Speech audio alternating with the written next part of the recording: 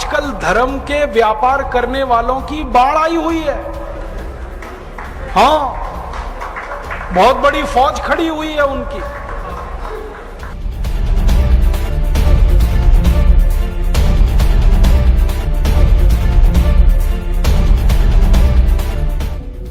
शराब का सबसे पहला फायदा, शराब आपके कॉन्फिडेंस को बढ़ाती है।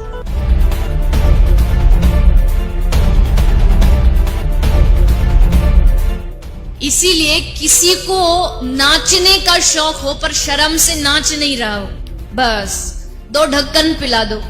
और इस रास्ते पर हमको भटकाने वाले 10-20 नहीं है, सैकड़ों लोग हैं।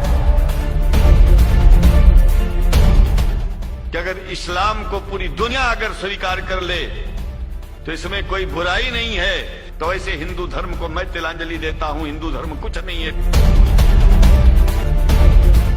और भगवान राम की जिंदगी के वो प्रसंग कभी नहीं सुनाते जो हम में वीरता पैदा करें। सूरत आपकी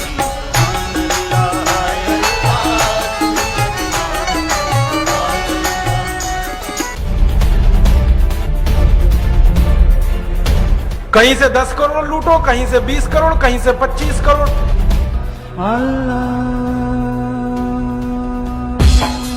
तेरी मोहब्बत दिल में है या अल्लाह, तेरी मोहब्बत दिल में है या अल्लाह। मैंने देखा है क्या क्या पाखंड और नौटंकी चलता है। जिस समय नमाज पढ़ी जाए तो हम भी प्रयास करें कि अपनी भागवत बंद करके 5 मिनट के लिए उनके लिए हम अल्लाह को प्रणाम करें। क्या जाता है, क्या फर्क पड़ता है। एक आया राम की कथा कहेगा 10 करोड़ लेके जाएगा, दूसरा कृष्ण की कथा कहेगा वो 15 करोड़ लेके जाएगा। मुझे मैं राम कथा में संकीर्तन कराता हूँ और बीच में हरि बोल कराता अली मौला अली मौला अली मौला बुलाता हूँ और पूरी सभा अली मौला का कीर्तन करती है। तो कई धर्मगुरु मुझे भी पूछते हैं कि आप हरि बोल के साथ अली मौला को क्यों लाते हैं। मैंने कहा मैं लाता नहीं, अली मेला मुझसे बोल रहा है। ये बापू नहीं है, डाकू है। बापू नाम तो शर्म आती है कहते हुए, और माला पकड़ा देते हैं कि राम राम राम राम राधे राधे राधे राधे राम राम राम राम राधे राधे, बस यही करो देश तो ठीक हो जाएगा। और ज्यादा उनसे तर्क करो तो कहने लगे तुम क्यों व्यर्थ चिंता करते हो, तुम क्या लाए थे, क्या ले जाओगे, जो हो रहा है अच्छा हो रहा है। मैंने देखा है क्या क्या पाखंड और नौटंकी चलता है। भगवान राम की कथा कहने आते हैं और भगवान राम की जिंदगी के वो प्रसंग कभी नहीं सुनाते जो हम में वीरता पैदा करें, जो साहस पैदा करें। राम की जिंदगी में बहुत सारा हिस्सा साहस का है, वीरता का है। जब 14 वर्ष के लिए वनवास चले गए राम, तो हमको सुनाई जाती है राम की जो कथा ना, उसमें कहते हैं राम ने 14 साल एक ही काम किया, हाय सीते हे सीते, हाय सीते हे सीते, हाय सीते, ये सुनाते हैं हमको। हाँ, यही सुनाते हैं निकाल के कहानी में से। और मैं कहता हूं कि राम को अगर हाय सीते हे सीते हाय सीते यही करना था 14 साल, तो दूसरा विवाह क्यों नहीं कर लिया। सैकड़ों राजा तैयार थे अपनी राजकुमारियों को राम को देने के लिए, वो तो कर लेते दूसरा विवाह। क्योंकि हाय सीते हे सीते हाय सीते हे सीते, एक स्त्री के लिए अगर वो इतने ही बिलख रहे थे, तड़प रहे थे, दूसरा विवाह कर लेते। तो ये सब चुप हो जाते हैं, फिर बात नहीं करते।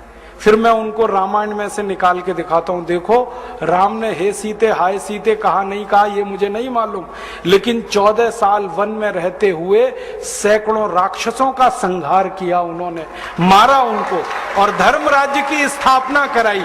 ये कहानी नहीं सुनाते क्योंकि इससे वीरता पैदा होती है। तो राम का जो वीरत्व है वो नहीं सुनाएंगे आपको, उनकी जो कमजोरियां हैं वो सुनाते हैं आपको। और राम कथा जब वर्णन की जाती है तो मंच पे बैठ के आहा कैसे आंसू ढलल ढलल आंसू निकलेंगे, आपको भी रुलाएंगे, खुद भी रोएंगे। किस बात के लिए? हो राम को वन गमन में इतना कष्ट हो रहा है, वन में इतनी तकलीफें हो रही हैं, तो राम की तकलीफों का वर्णन कर रहे हैं, आंसू आ रहे हैं, और ये सारा वर्णन एयर कंडीशनड मंच पर बैठकर होता है। अपने को तकलीफ नहीं होनी चाहिए, राम की तकलीफों का वर्णन कर।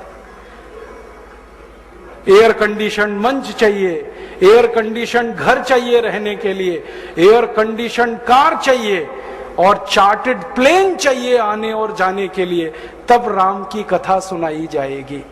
जो राम जिंदगी भर पैदल चलते रहे, जिन्होंने अपना रथ भी छोड़ दिया था अयोध्या से निकलते समय, वो राम ने जिंदगी भर पैदल चल के काम किया, और यहां एयर कंडीशन कारों में घूम घूम कर, चार्टर्ड प्लेन में घूम घूम कर राम की कथा सुनाते हैं। वो कथा वथा नहीं है, वो उद्योग है, व्यापार है, बिना टैक्स का। और मुझे बहुत शर्म है ये कहते हुए, समय आने पर प्रमाण से बात करूंगा कि राम कथा कहने वाले ब्लैक मनी को व्हाइट मनी करने के काम में लगे हुए एजेंट हैं, और इससे ज्यादा कुछ नहीं है। और मुझे इससे भी बड़ी शर्म आती है कहते हुए कि आप जो उनको दे रहे हैं दान के रूप में, वो पैसा ब्याज पर उठा रहे हैं वो दूसरे लोगों को, और आपके दिए हुए पैसे से धंधा बना रहे हैं अपना। फिर ऐसे कृष्ण की कथा कहने वाले आ जाते हैं, कहते राधे राधे राधे राधे राधे राधे, और कुछ कहो ही मत, राधे राधे। कंस को मारा, जरासंध को मारा, शिशुपाल को मारा, अधर्मियों को मारा, ये सब थोड़े में, राधे राधे राधे राधे बड़े में। हाँ, क्योंकि आपको कायर बनाना है ना, निर्वीर बनाना है, नपुंसक बनाना है, तो वीरता की कहानी क्यों सुनानी है? तो चुन चुन कर ऐसी कहानियां सुनाते हैं। और मैं आपको बहुत गंभीर बात कह रहा हूं कि ये सारे हमारे देश में जो पाखंडी लोग हैं ना, राम और कृष्ण की कथा कहने वाले, ये सरकारों के साथ मिले हुए हैं, क्योंकि सरकारों ने इनको एक कान में मंत्र फूंका है, तुम लोगों का ध्यान इस तरफ भटकाते रहो ताकि कोई महंगाई के खिलाफ न लड़े, गरीबी के खिलाफ न लड़े, बेरोजगारी के खिलाफ न लड़े, अत्याचार के खिलाफ न लड़े, वो डूबा रहे राधे राधे राधे राधे राम राम राम राम, बस इसी में। और समझाते रहो, तुम क्या लाए थे, तुम क्या ले जाओगे, क्यों व्यर्थ चिंता करते हो, जो हो रहा है अच्छा हो रहा है, आगे होगा और भी अच्छा होगा। एक रास्ता ये है। अब दो रास्ते हैं अपने सामने, एक रास्ता भगत सिंह का, ऊधम सिंह का, चंद्रशेखर का, एक रास्ता हमारे ये धर्म गुरुओं का, पाखंडियों का, जो राम की कथा, कृष्ण की कथा। मुझे बहुत ऑफर आए हैं, मैं आपको दिल का दर्द बता रहा हूं, सच में कह रहा हूं, आपसे नाम नहीं लेता। मुझे ऑफर आए कि तुम कहां बेकार भटक रहे हो, मेरे साथ आ जाओ। मैंने कहा बापूजी क्या होगा उसमें? तो कहने लगे जितना मिलता है वो डबल हो जाएगा। मैं बोल रहा कैसे? तो उन्होंने कहा तुम्हारी वाणी में बहुत जोर है, और मेरे पास लोगों की भीड़ इकट्ठा करने का, मजमा लगाने का तरीका है। मैं ऐसा डमरू बजाता हूं कि सब इकट्ठे होते हैं, और तुम्हारी वाणी में जोर बहुत है, मिलके लूटेंगे, थोड़ा तुम्हारा थोड़ा मेरा। ऐसे खुले ऑफर हैं मेरे पास। और मैं कहता हूं बापूजी माफ करो। क्यों? कहते तुम्हें पैसे नहीं चाहिए। मैंने कहा पैसे ही चाहिए होते तो बहुत रास्ते हैं मेरे पास, यही एक बचा है। पैसे ही कमाने हैं तो बहुत रास्ते हैं, ये एक रास्ता थोड़ी है। बहुत तरीके हैं, पैसे कमा लूं, घर बना लूं, बीवी बच्चे ले आऊं, करोड़पति हो जाऊं, 10 करोड़पति हो जाऊं, 100 करोड़पति हो जाऊं। बहुत आसान काम है ये तो। थोड़ी चालाकी हो तो सैकड़ों करोड़ बनाना बिल्कुल मुश्किल नहीं है इस देश में। फिर अंत में तो वही होगा ना, सैकड़ों करोड़ हो गए, एक दिन डायबिटीज होगी, एक दिन अर्थराइटिस होगा, एक दिन हार्ट अटैक आएगा, मैं मरने ही वाला हूं। तो मरना तो है ही, वहां भी शायद जल्दी मरूं, क्योंकि जब शरीर में तामस वृत्ति आती है ना तो जल्दी मरता है आदमी।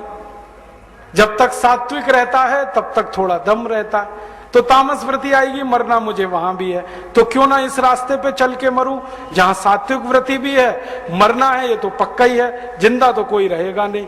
तो भगत सिंह का रास्ता क्या बुरा, ऊधम सिंह का रास्ता क्या बुरा, चंद्रशेखर का रास्ता क्या बुरा? कुछ करके मरो ना। मरेंगे ये सब भी, राम की कथा सुनाते सुनाते हार्ट अटैक आएगा, मरेंगे वो भी। डायबिटीज सबको हो रखी है, मैंने देखा है नजदीक से जाके, सब इंसुलिन लगाते हैं, खाते हैं गोलियां, अपनी डायबिटीज नहीं मिटा पाते, दूसरों को उपदेश देते फिरते। ब्लड प्रेशर सबको बढ़ा हुआ है, क्योंकि ये जो काला धन है ना, इसका हिसाब किताब करने में बीपी ही बढ़ने वाला है। सब बीपी की गोलियां खाते हैं, सब डायबिटीज के लिए शिकार है, तो दूसरों को उपदेश देंगे तो मैं भी लग जाऊं, वो एक रास्ता है। एक रास्ता भगत सिंह, उधम सिंह, चंद्रशेखर का भी है। मौत तो दोनों में ही आने वाली है, बस अंतर इतना है, एक मौत ऐसी आएगी जिसको देश और समाज जिंदगी भर याद रखेगा, और एक मौत ऐसी आएगी कोई पूछेगा नहीं।